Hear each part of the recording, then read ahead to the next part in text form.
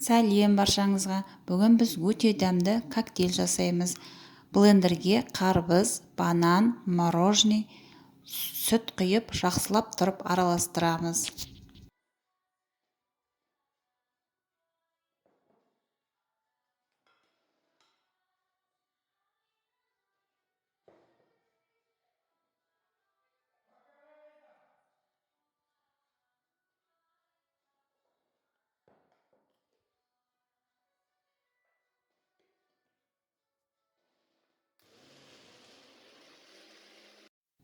Біздің коктейліміз мінекей дайын болды.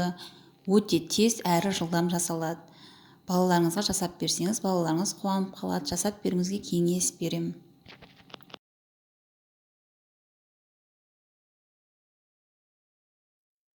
Міндетті түрде жасап қараңыздар. Өте дәмді әрі тез. Егер сіздерге ұнаса, менің каналыма жазылып лайк басыңыздар. Сіздермен бірге болған Салима.